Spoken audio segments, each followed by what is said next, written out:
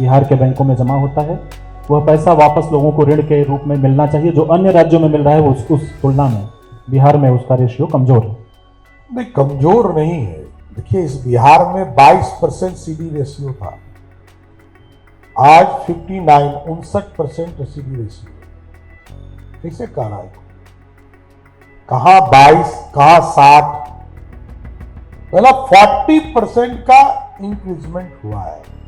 हम मानते हैं इसको 100% करना है, इसमें कहीं तो मत नहीं, क्योंकि बिहार का पैसा बिहार में लगे, इसमें कौन रोकेगा। लेकिन इसको बढ़ाना पड़ेगा नीचे, स्मॉल स्केल इंडस्ट्रीज, और क्योंकि पैसा तो लेना होगा लोन के तौर पर। जो बिहार के लोग बैंकों में जमा करते हैं, तो बैंक तो ऐसे पैसा देगा नहीं, बैंक को किसी न किसी मैकेनिज्म से लाना पड़ेगा। हैवी इंडस्ट्री था नहीं तो सीडी रेशियो आएगा कहां से? छोटे छोटे स्मॉल स्केल इंडस्ट्रीज, मैंने इसी के लिए कहा कि 22% से बढ़कर ये 59% हुआ है। ये बड़ा अचीवमेंट है, लेकिन इसको और बढ़ाने की जरूरत है, ये मैं फिर कहता हूं। जी, दो विषय ऐसे हैं जो हाल के दिनों में बिहार की जनता को सबसे ज्यादा कम्युनिकेट किया गया है।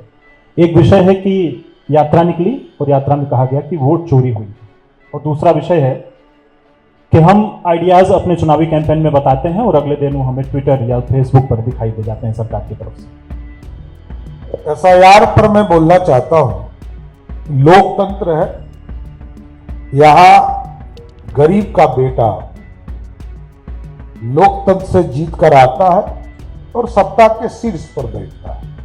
यहां राजा का बेटा नहीं जीत सकता। और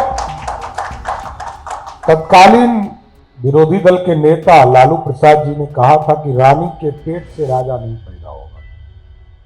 ये 88-89 की बात मैं कर रहा हूं। ये लालू जी ने कहा है कि रानी के पेट से राजा नहीं पैदा होगा, और आज तक बिहार के लोकतंत्र में कोई रानी के पेट से राजा पैदा भी नहीं हुआ। यह भी बड़ी बात है। दूसरी, जो लोकतंत्र है, जिस देश में कांग्रेस पार्टी ने बिना लॉ की डिग्री लिए हुए व्यक्ति को भी इस देश का सुप्रीम कोर्ट का चीफ जस्टिस बनाया, जज बनने के बाद वो राज्यसभा लोकसभा सब लड़े और फिर सुप्रीम कोर्ट चले गए, सुप्रीम कोर्ट के जज बन गए।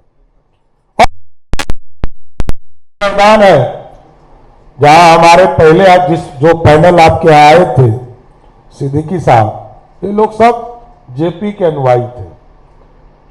ये लोग इसी चौराहे से लाठी खाकर राजनीति में आए। जिसने लाठी मारा है उसी के गोद में खेल रहे हैं।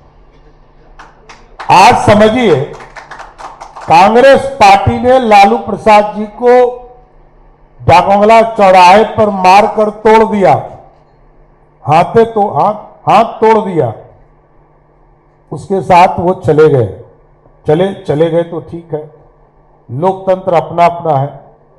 लेकिन याद कीजिए 1974-75 का आंदोलन, जब इस देश का जो राजनेता थे सब जेल में थे, पत्रकार जेल में थे, और इस देश का कोई भी फिल्म स्टार भी अपने मन से कोई बयान नहीं दे सकता था, कोई फिल्म नहीं बना सकता था।